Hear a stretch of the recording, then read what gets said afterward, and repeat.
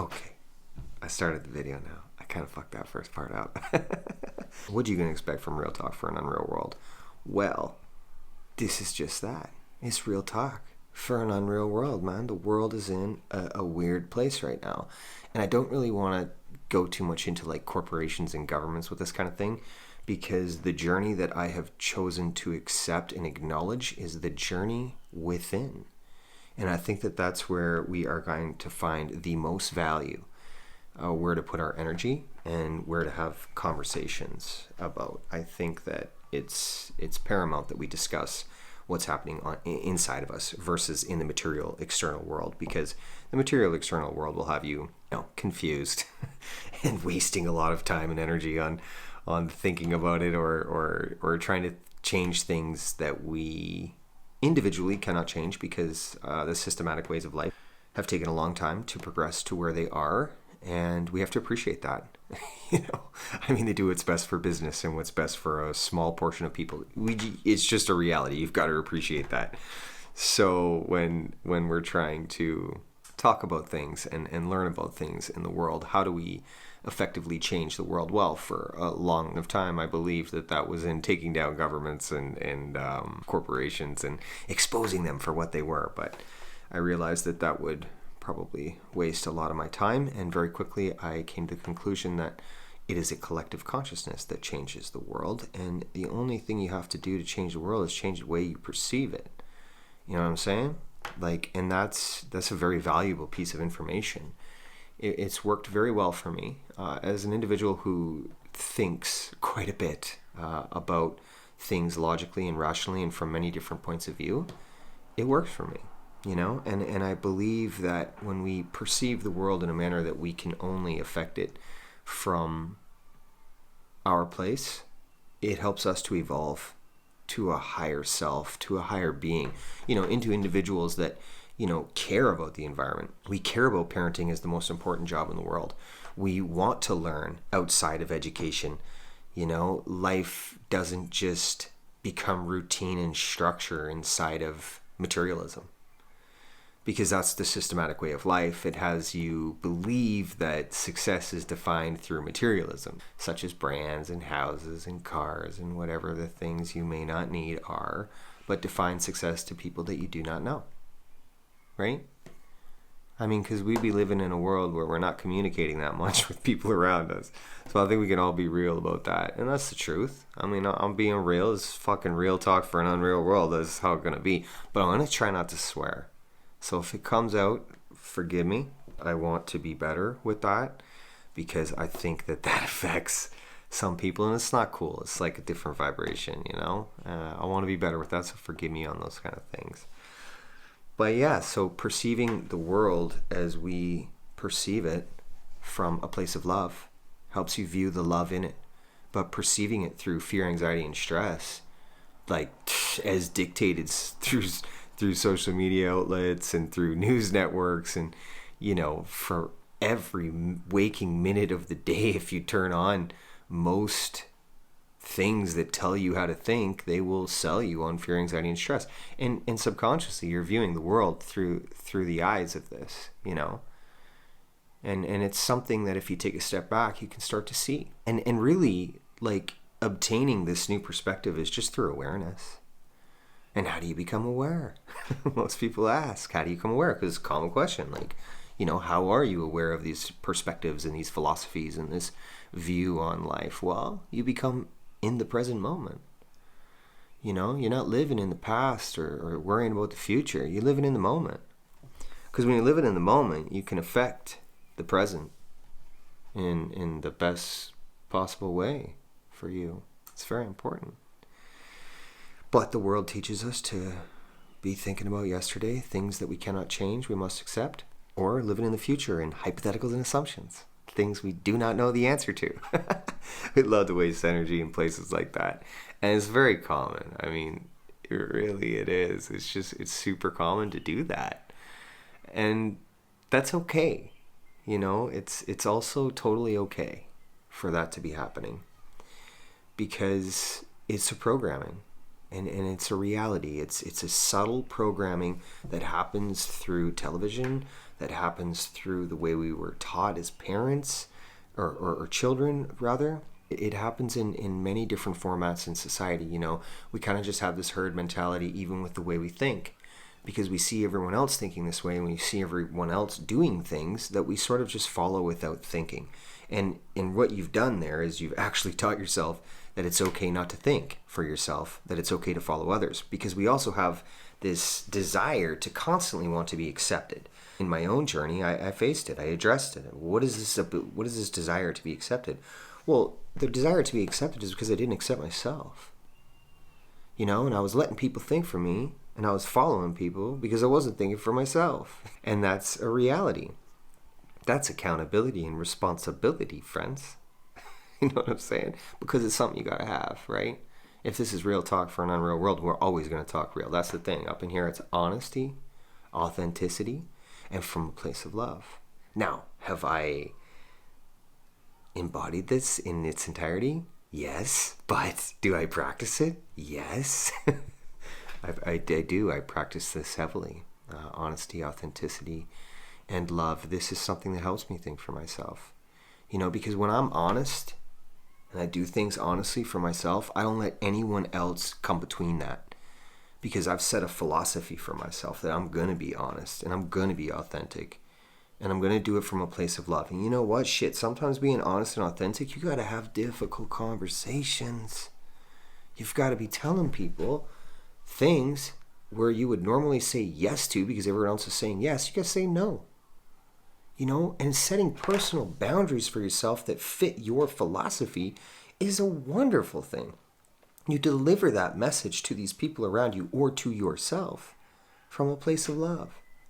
Because the conversation has to happen within before it can happen on the out. I mean, shit, you got to set yourself up to understand who you are.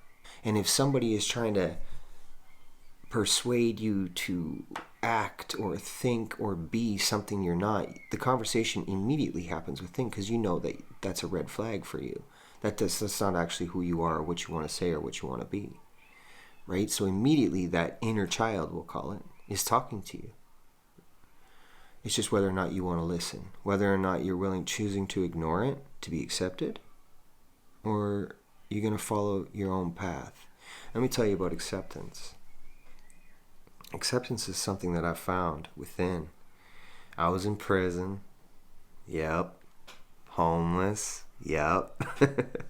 I'll talk about my story in a minute, but when I was in prison, the physical door on the outside had been closed for me with a locked key that I did not own. But in that prison cell, the door in my mind that held me prisoner for quite some time had been opened. A very ironic place for it to happen, but very fitting as well. It was a very beautiful moment for me. 23 years as a drug addict.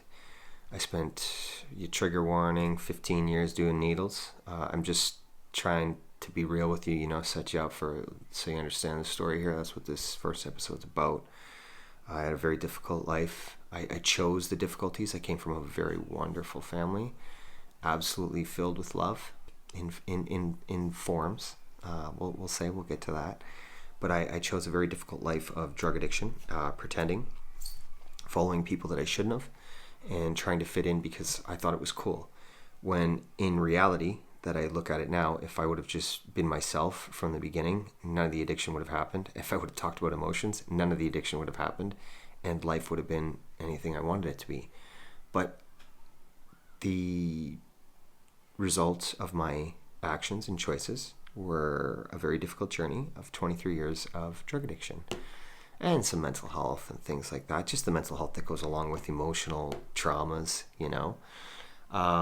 But 23 years later, it brought me to that prison cell up in Toronto, and I learned some very difficult lessons. But I think the key phrase in that is I learned some very difficult lessons. I no longer was repeating very difficult lessons. I think that's paramount in what I'm trying to talk about here.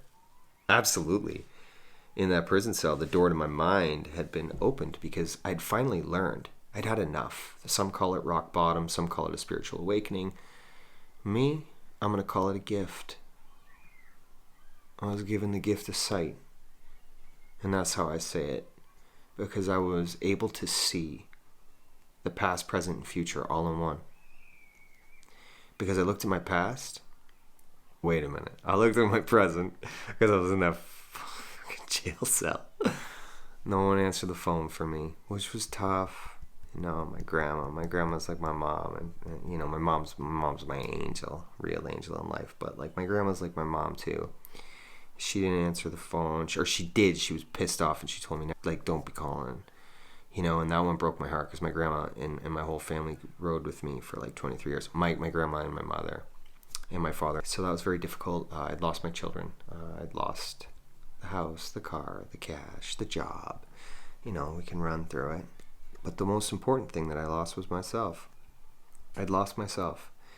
And I'd taken a look at that in that present moment, at what I had lost, at what I had become. And when I was in there, I was withdrawing bad. Oh shit, was I withdrawing. It was very difficult. I'd used fentanyl IV for like 5 to 6 years prior, heavy. And a heavy amount of methamphetamines in there as well. One to circumvent the other. For those of you who don't know, fentanyl is an opiate. It's a synthetic. There's nothing organic about it. It's all pharmaceuticals. And it is the most poisonous, toxic drug on the planet. Straight up. As an individual who used heroin for 15 years, there's an organic in it. It's a derivative of the poppy, which is opium. So it's far different than fentanyl. If you have a child that is using fentanyl, you can email me. Straight up, I know quite a bit about addiction, and I aim to start conversations about this, and I'm here to help. But we'll get to that. You can email me at realtalkforanunrealworld@gmail.com. But fentanyl is a major one. It's just so poisonous in the potency. And it's being made in basements all over because it's just pharmaceuticals. Like, you just have to mix it up. It's quite easy to make, which explains the toxicity in levels of potency and in what else goes in it. So it was a very difficult journey for me. I did heroin withdrawals, many times, 15 years. I was in and out. My beautiful parents let me. They were the parents of an addict. Very difficult journey for them as well. Anyone who is a drug addict knows that your journey is difficult, but the shit that we do to the people we love, man, is just unacceptable. But they are true angels, and they are part of my soul family, so I'm very grateful for my parents that somewhat stuck with me until they didn't, and we'll get to that. But yeah, fentanyl withdrawal in jail really was nasty. So after I went through that, it was 28 days of the most absolute living hell I could possibly live. Watched a couple of people die when I was in there. They overdosed. It was difficult, but I looked at the present moment where I was and with the surroundings around me. And I had made a decision to look at my past. Because my past is what held me in this repetitive cycle of emotional attachment to certain memories, which I wanted to distract from. So I used all the drugs to distract from feeling. I wanted to feel something different that wouldn't allow me to feel it all. Addiction is just that. It is a distraction from an emotional trauma, straight up. That's what it is. Shit, man, so many people called me so many things. Loser, junkie, waste, whatever it may be. Shit, man, I'm human. I'm a human being. You know what I'm saying? And so is every single individual that is facing a form of addiction or mental health. They're human beings.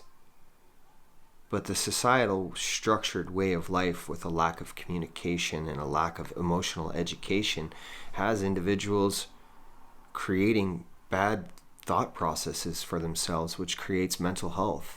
And we don't really have any funding for that, or we don't educate on it at a very young age. Many people turn to addiction to distract from the mental health, which, one embellishes the other, absolutely, but let's be real here. It's real talk, right? That's what it is. And it's found in 70% of the homes. that are currently living in this successful society, where success is defined by a house and 2 cars in the driveway, yet the amount of addiction and mental health issues going on is behind those doors, we don't talk about that, right? Because that's taboo. we don't care what's going on the inside. Everything's about an external perspective, right? Something to think about as well. We're going to talk about that as well over the course of this next little while, because that's what I'm here to do. My purpose is to bring clarity and perspective and awareness to many, because I went through hell, as you can hear, to obtain this place, this gift of sight, this place of love. Very grateful for it. When I was in that prison cell and I was facing my past, I let go. I let go, man. I looked at all the shit that I had done over the course of 23 years, and you know what? I forgave myself for it.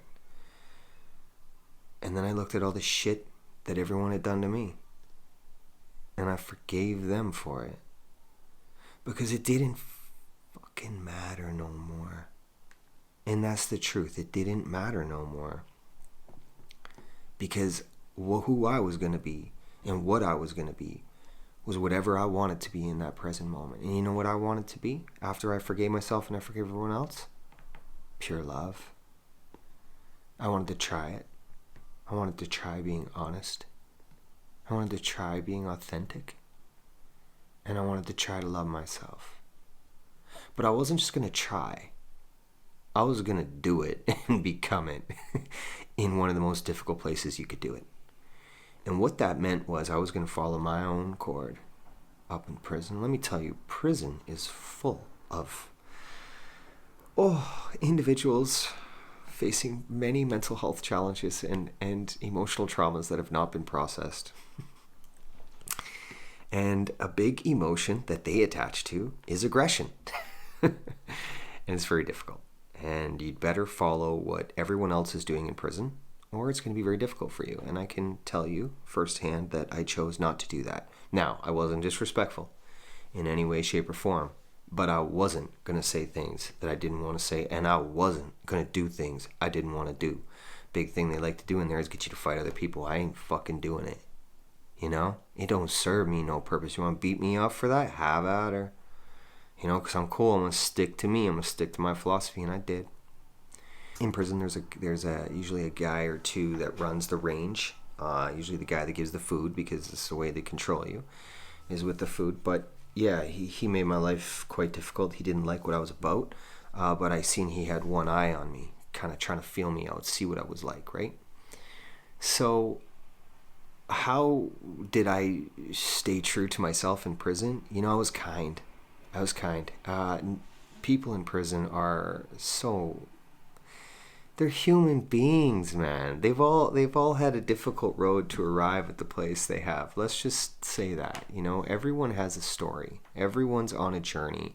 And living with a lack of love can lead you to places that, society deems as animalistic behavior or not worthy of being human, when it's just not the case.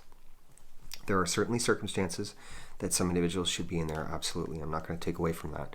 But I met many kids who had very difficult lives. A lot of it's sexual abuse at a very young age, and they turned to drugs. Or the mental health took advantage of them.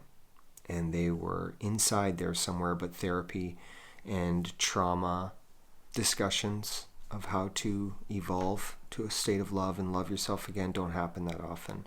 So these kids found a community in jail, and that's I'm gonna be real with that. There's lots of love for people in jail, man. I was there, I know. How was I different? I loved people. You know what I'm saying? Not in the prison format that you might think. Shit. I guess I should think about how I say that first, but no, man. There was some people that couldn't read and write, many actually, and I found out that they couldn't get their welfare forms filled out, which is social assistance, which is monies from the government. When you're in prison, you can fill out the paperwork, but if you can't read and write, and you certainly can't talk about it to other people, because shit, who wants to know you can't read and write when you're 30 years old or whatever it may be. I reached out and quietly, I made many connections in there with people. You've got to do that because people will want to know your story, right? Kind of feel you out, see what you're about. But once I learned these things, I started quietly asking for the paperwork, and we would sit together and I would do the paperwork. The social worker that was in prison came to me. She saw what I was doing, and she said, I cannot believe you're doing this. And she was a wonderful lady. Let me tell you, all them prison workers that working up in there, social workers, pastors, holy shit, man. Talk about the inmates living a prison sentence. We getting out, but they chose this as a job. I don't give a shit if they go home at night. They go in there every day. And I'll tell you, the psychiatrist in there, I had some shit happen to me. I had to see one. It was just part of the whole routine that they have. She was just an angel, as well as the pastor. These are givers of light, and they do that unconditionally, and it's a very beautiful thing to have witnessed and to have been a part of, to see that. But yeah, she came up to me and she said, what you doing this for? I never seen anyone do this before, ever. And she had a huge smile on her face, and I said, because I'm human, you know? That's all it takes to be human. We just got to listen to each other and work together. And, you know, she just gave me the smile, and every day she saw me, you don't talk too much in there because you're quiet about what you do. But yeah, that was one of the ways I did it. I also just, try to make connections in there, play games, learn chess, do what you got to do to get through your time.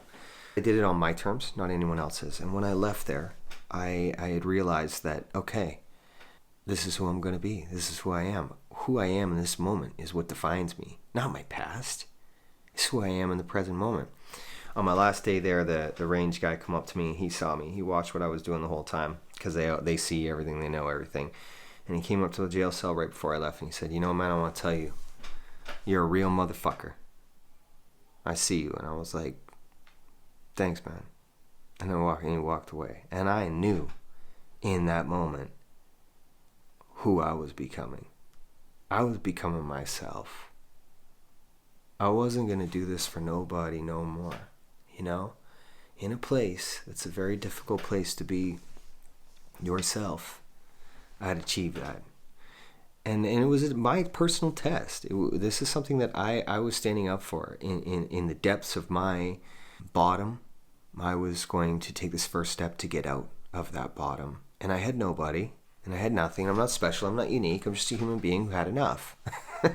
And I decided to live with a state of love by looking at the past and letting go of it.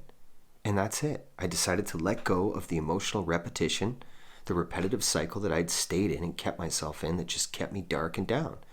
Because I couldn't forgive myself, and I couldn't forgive those for the things they did. But it didn't serve me no purpose.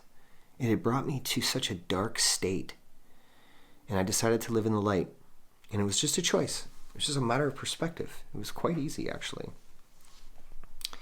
And that's something that I've come to learn that I'm very grateful for, that for me it was very easy to let go. I know that letting go seems to be quite difficult for most. And I feel you, okay? But let me tell you, if it's holding you down and holding you back, anything that is holding you down or holding you back, man, let that shit go. Because just like an anchor, it's going to keep you on the bottom. If it's weighing you down, well, what purpose is it serving you? But we often can't detach from the emotional repetitive cycle that we're in. And it's important to do this and to become aware of it. And just a matter of observation rather than attachment. That's key. Please re-listen to that. It's a matter of observation versus attachment. Because I detached from all of the memories that happened, all of the emotional feelings, and I looked at it all and I observed it, and I go, shit, what did I learn in all that? Was there lessons to be learned in everything that had held me back for 23 years? I'll be real with you. 23 years of drug addiction, all that bullshit, today is my greatest asset. That struggle and everything I went through, I'm put to you like this. And we'll go over the story in more depth as the episodes go on, but if I had to do it all over again, I would. Let me tell you, from where I'm sitting, as the individual who lived this journey, those are bold words. Very bold words. Because they carry a lot of strength, and a lot of courage and a lot of bravery to speak. But I do what I say and I say what I mean. That's another big part of becoming into a state of love, is being honest, authentic. You do what you say and you say what you mean. It's very important. But that's the truth. If I had to do it all over again to be the man that I am today, I would. I would absolutely. And I look at my journey and all the difficulties that it had me living as such a beautiful aspect of my life. The struggles that held me back for so long are the things that push me forward today. And I mean that.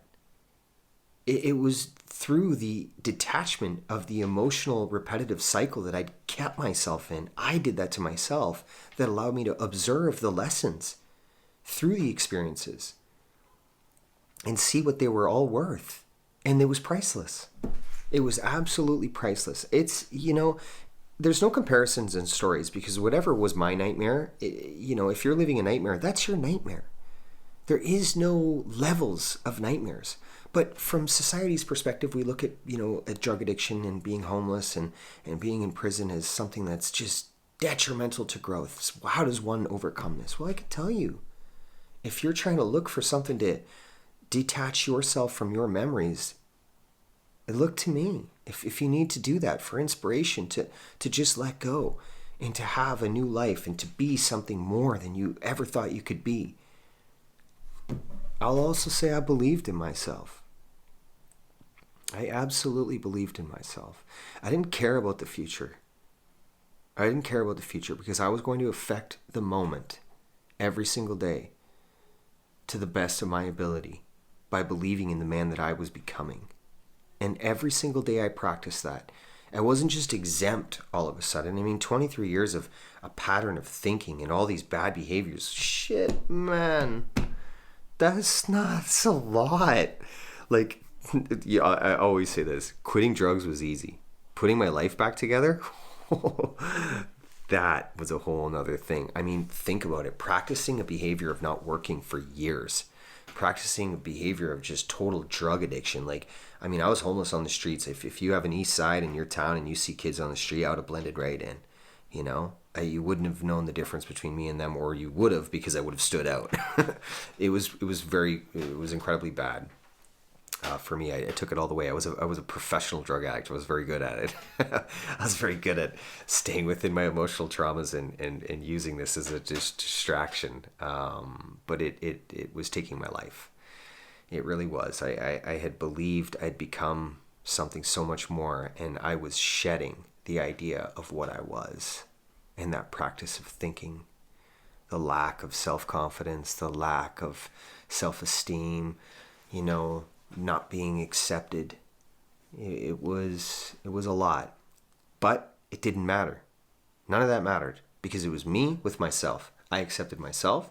I had found love for myself, and I'd forgiven myself and others for all that had happened to me. All in a moment. All in a moment. And then I would practice that behavior for time to come. It's been 2 years and I don't know, maybe like 4 months or something like that, or 5 months or something. Like, here we are today. I think it's like June something. I don't know. I'm not really good with dates and times because I don't like to live like that. I don't like structure and routine. I still don't. I still am like a free bird, man. I'm a wild child, and I live to my own accord, and I'm very lucky. Today I have a construction company. Small. I put more of my attention into these kind of things. I live in Vancouver. I've got a beautiful place. I'm not much for materialism, but I do love motorcycles. I love motorcycles so much. It's a real passion of mine. And I'm going to shout out my homeboy, Colby Truman, from the company that I used to work for. He sold me a 2005 R6 for $500 because the man is a living legend. And he gave me a very beautiful gift, and I absolutely love the motorcycle. So shout out to Colby Truman. And talk about having friends these days, man. As a drug addict, you don't have friends, and you know it. You know it. You don't have friends because you don't know what it is to be a friend. But that was one of the most beautiful things that's happened over the 2.5 years. I learned to be a friend because I know what it means to be one. And I know what it means to have him. Damn near tearing up right now because I think about this man selling me this bike as a friend. you know, and he watched me go through shit. I was employed for this company for a number of years, 4 or 5 years. And he watched me as a total drug addict. And oftentimes I did some pretty stupid shit there. I was really good at my job, very, very good at my job. But high functioning drug addict. Well, high functioning drug addicts means I used drugs all day, but was able to work and keep myself together. We'll talk about that as we go. But yeah, he saw me out at my lowest point. Let's say one of my lowest points. I was just about to become homeless as I left this company. And, you know, to walk back in his office and have him accept me, and have the office staff accept me, and just be so happy because they, you know, I was always a kind guy. I wasn't very angry. I just hurt myself when I did drugs. My problems were my problems. I sometimes blame people when they didn't give me money, for sure. You know, my mom's a living angel. We will talk much about my mother because she's a big part of why I'm here. I overdosed 33 times. I think I left that out. 33 times I overdosed in the last 3 years of my drug addiction. So I'm here for a real reason, you know? And I'm here to share about what it means to be an addict, to be an individual, lived with mental health, to be an individual who lived with a lack of love.